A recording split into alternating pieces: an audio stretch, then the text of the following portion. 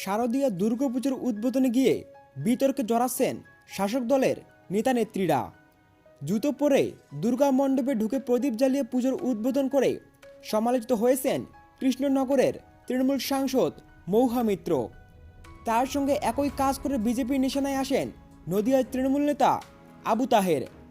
এবারে খোদ তৃণমূল সুপ্রিমো মমতা ব্যানার্জি ও তার ক্যাবিনেটের গুরুত্বপূর্ণ মন্ত্রী ফিরহাদ হাকিমের কর্মকাণ্ডের সমালোচনা করছেন বিজেপির তরুণজ্যোতি তিওয়ারি।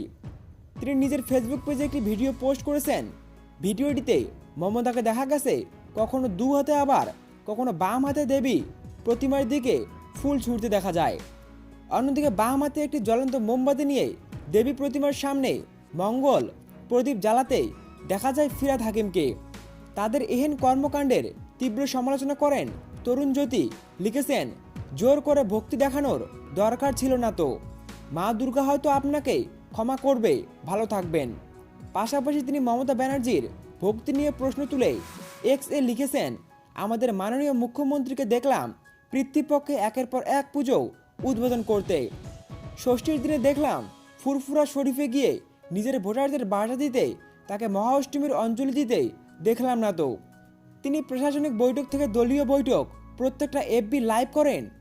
তিনি যদি অঞ্জলি দিতেন তাহলে সেটা নিশ্চয়ই এফবি ওয়ালে থাকতো। আমি খুঁজে পাইনি। পুজো উদ্বোধন করা আর ধর্ম পালন করা এক জিনিস নয় তো।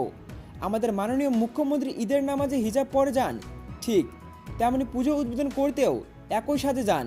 তিনি আরও লিখেছেন, ঈদের নামাজে গিয়ে তিনি বলেন লা ইলাহা ইল্লাল্লাহ, অর্থাৎ আল্লাহ ব্যতীত আর কোনো ঈশ্বরের অস্তিত্ব নেই। বছরের পর বছর এটা চলে আসছেন, তাকে অঞ্জলি দিতে দেখব না সেটাই স্বাভাবিক। আপনি হিন্দু সেটা আলাদা করে প্রমাণ করতে হয় না। আপনার ব্যবহার এবং আচরণ বুঝিয়ে দেয় আপনি আসলে কি। পশ্চিমবঙ্গের হিন্দুরা ভাবুক এটা নিয়ে।